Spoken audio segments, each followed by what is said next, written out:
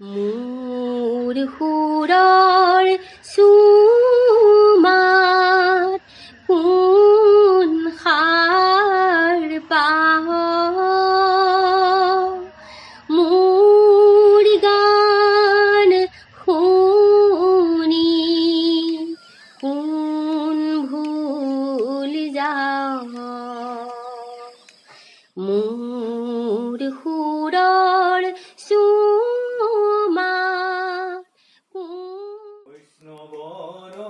শ্রীকোসাই মনে প্রশংসন্তে যায় কৃষ্ণর কিঙ্করে বনে শুনিও সর্বনরে অন্তকে পাইলে কপরা রাম হরি বুলি তরা রাম রাম মুকুন্দ ত্ৰাহি ত্ৰাহি গোবিন্দ। নমস্কাৰ, মোৰ নাম দ্বিজেন শইকীয়া। মোৰ ঘৰ সগলাকটা গাঁও, কাৰ্বি আংলং ডিষ্ট্ৰিক্ট, বকলীয়াঘাট ইঅ থানা। আমাৰ অসমীয়া পৰম্পৰাগত বহাগৰ বিহু ৰঙালী বিহু বুলি কোৱা হয়। আৰু আমাৰ প্ৰথম বহাগৰ আৰম্ভ হয় গৰু বিহু। গৰু বিহু উৰুকা দিনা, যিটো উৰুকা বুলি শব্দ কোৱা হয়, চ'ত মাহৰ আৰু বহাগৰ যি দুটা দিন জইন হ'ব সেইটোকে দুমাহী বুলি কয়। দুমাহী হোৱা দিনাখনে উৰুকা বুলি কয়। উৰুকা দিনাখন আমাৰ পৰম্পৰাগত হিচাপে ঐতিহাসিক চলি আহিছে যুগে যুগে। আমাৰ আজো ককা কাকা দেউতাৰ দিনৰ পৰা আমি দেখি আহিছোঁ, আহোমৰ দিনৰ পৰা শুনিছোঁ ইতিহাসত। গৰু বিহু বুলি কোৱা হয়। আৰু গৰুক গোটেই সমূহ গাঁৱৰ ৰাইজে গোট খাই দলে বলে কোনোবাই পাৰিছে পেঁপা ঢোল গগনা সুতুলি বজাই নদী কিনাৰ গৰু গা ধুৱাবলৈ লৈ গৈছে।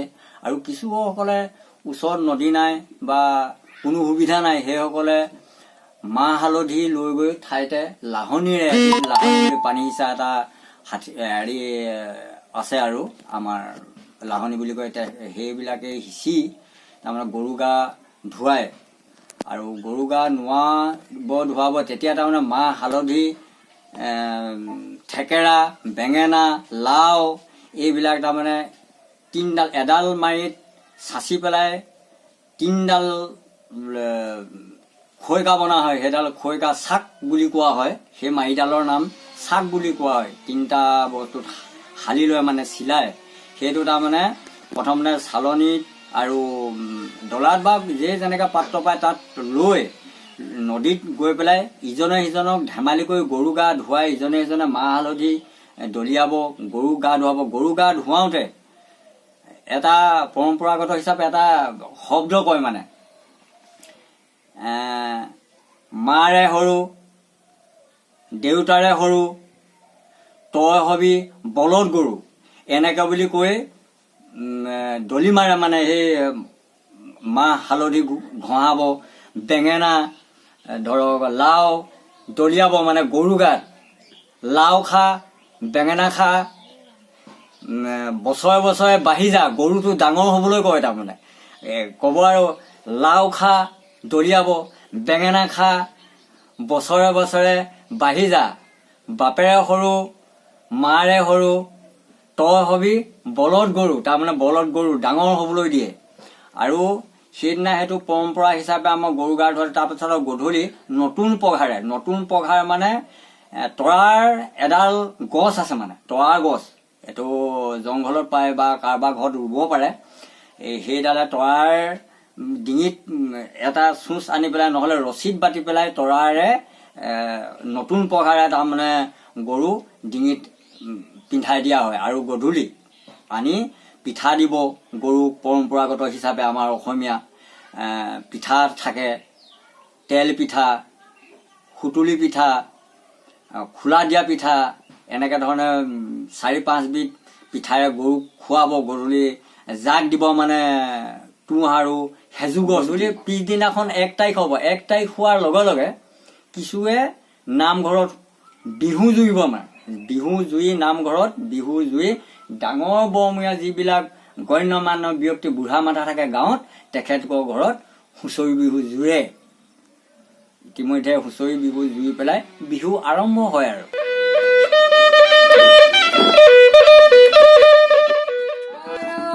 ৰাম বোলা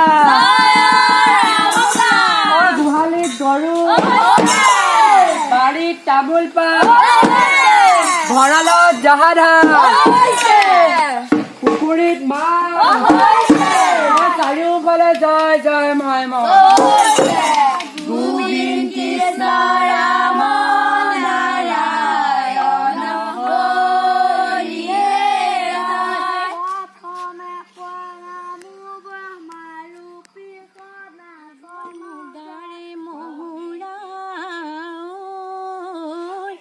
হৰি অতি কৈছেনে হৰৈ মাকো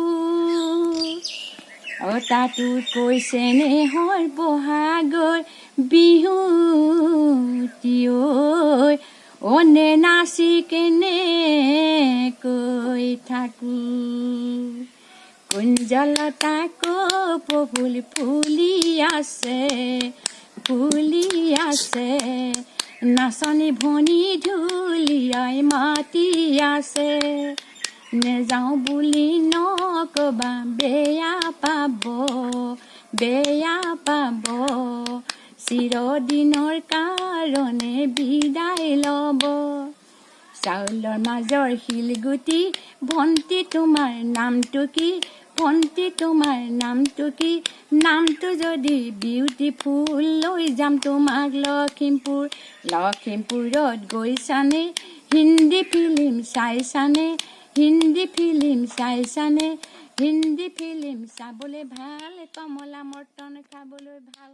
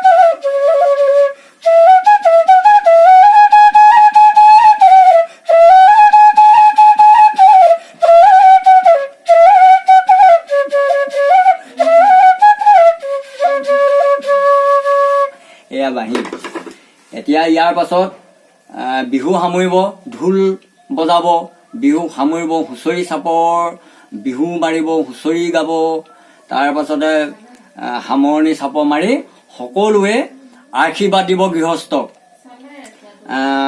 বুঢ়া মাথাজনে জয়ধ্বনি দিব জয়ৰ ৰাম বোলা শৈৰ হৰি বোলা গৃহস্থই আশীৰ্বাদ এনেকে শৰাই ওচৰত আশীৰ্বাদ লৈ শৰণাগত হৈ থাকিব আৰু বুঢ়া মাথাই হুঁচৰি দলৰ দলপতি এজনে বুঢ়া মাথাই আশীৰ্বাদ দিব নমো নমো নাৰায়ণ প্ৰসন্ন হয়ুক হৰি কৰিয়ুক মায়াকৰ নিজান আপোনাৰ মহিমা আপুনি বেকত কৰি জীৱক কৰা পৰিত্ৰাণ প্ৰভু জীৱক কৰা পৰিত্ৰাণ কৃষ্ণ হৰি অ ৰাম তাৰ পাছত আকৌ এজনে গাব এটা বাতিৰ নহৰু এটা বাতিৰ পুনৰু এটা বাতিৰ খটৰীয়া শাক এই মূৰৰ চুলি চিঙি আশীৰ্বাদ কৰিছো মূৰৰ চুলি চিঙি আশীৰ্বাদ কৰিছো গৃহস্থ কুশলে থাক তাৰ পাছত যাবগৈ আৰু অনুকলি তেওঁ যে নহ'ল পুৱা লগনো কলি গ'ল তেওঁ যে নহ'ল কোৱা মনৰ কথাটি মোৰ হিয়াত গুপুতে থোৱা লগনো কলি গ'ল তেওঁ যে নহ'ল কোৱা কিমান হেঙুলি উশাহ